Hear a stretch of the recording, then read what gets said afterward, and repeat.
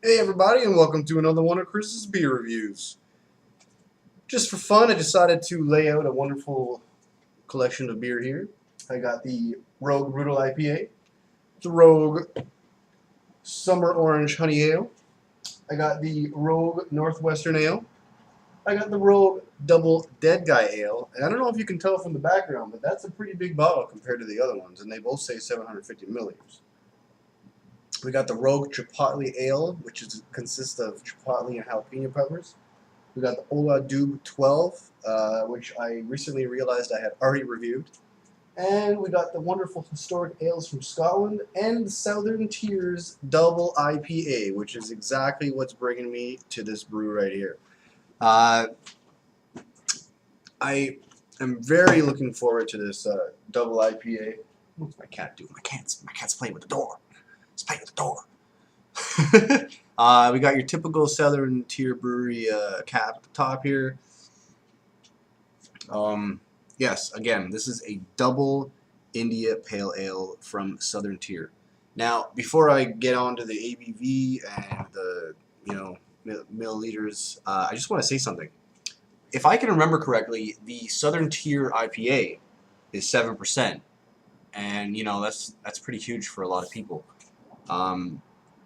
The double IPA is an 8.2% beer at 355 milliliters. Now, this brewing company is from Lakewood, New York, USA.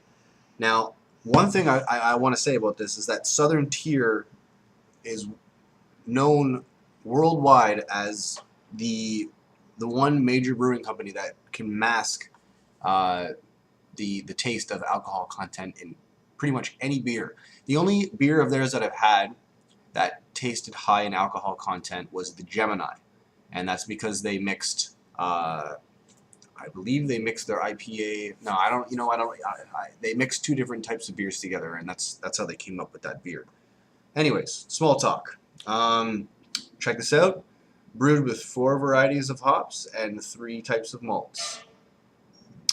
And I believe that the original IPA was brewed with 4 varieties of hops and 3 types of malts, or 4 types of malts. Anyway, again, small talk. All right, I'm going to be using my wonderful tulip glass here, which is pretty much my favorite glass for IPAs. And I'm going to be using a lighter, as usual, to pop open my brew.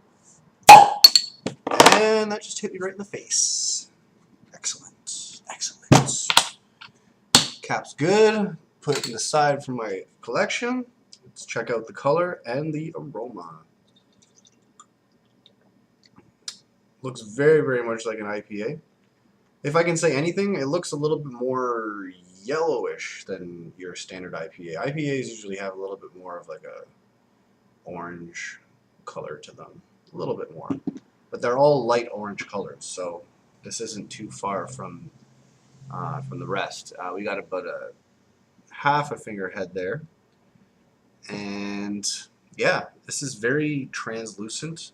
It's very difficult to see through this beer, so it's going to be one of those kinds. And because of that, I can't actually get a reading on the carbonation. So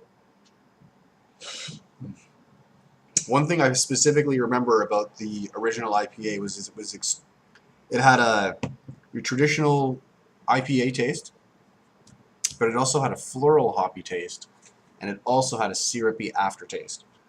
Let's see what's going to happen with this. I'm actually surprised. It's very bland in the world of aromas. I'm not really picking up on too many things. Like nothing at all. I don't know if I'm coming down with something. Oh, I got a little bit more there actually.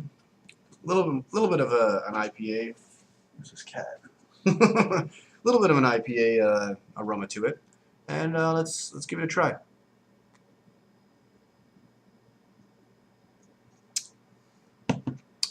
Well, it definitely doesn't taste, just like I said, just like I claimed. It does not taste like 8.2% beer. It's very cloudy in your mouth, just like the original IPA. You had a lot of things going on in there, a lot of malts, a lot of hops.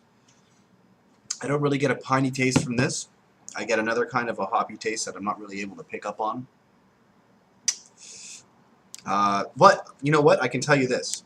The one thing I disliked the most, the only thing I disliked about the original IPA from Southern Tier was the very syrupy aftertaste, and this does not have that at all. Strange, you think in a double IPA they might be doubling something up in there that you'd think that would increase, but it actually decreased. Maybe there's other things in there that are overpowering whatever used to create that very syrupy taste. Now the only thing that I'm not liking about this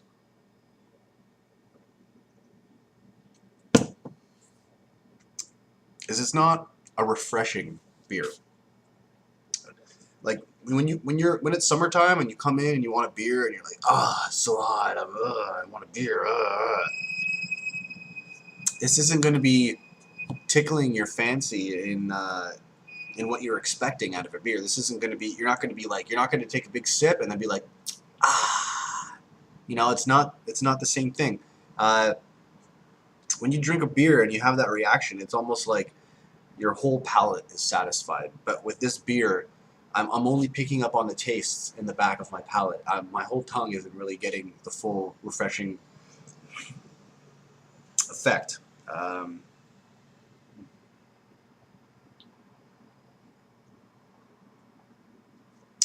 So this is a beer to drink for the sake of drinking beer, not for coming in and having a refreshing brew. That being said, it is not bad in any way. I'm just letting you know details that I think may be important to some people out there.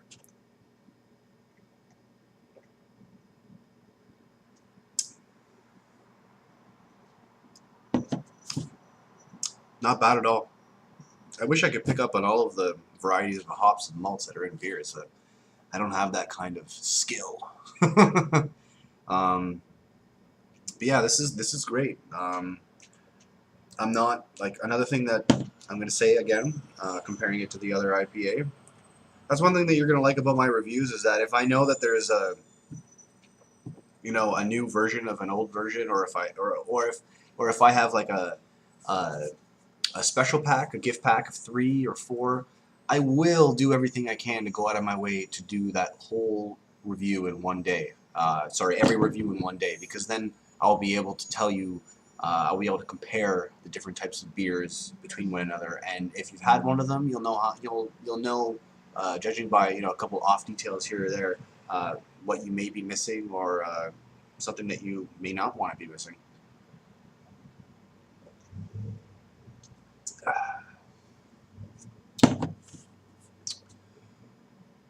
I really can't wait to get into that historic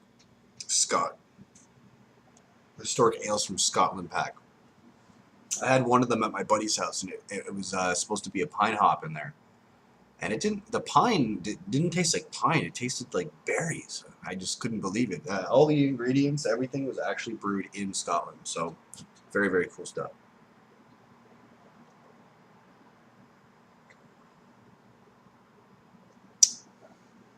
All right, everybody. If I had to give this a rating, like I always do, or like I always try to remember, I would give this a 3.4 out of 5. It's not bad. It's got a lot of things going on in there, but it could be better. And I think other people might agree with me on that. At least with the original IPA, you had a little bit of a floral taste going on in there. But now, everything's so mixed up that it's really, really hard to make any distinguishable connections with anything.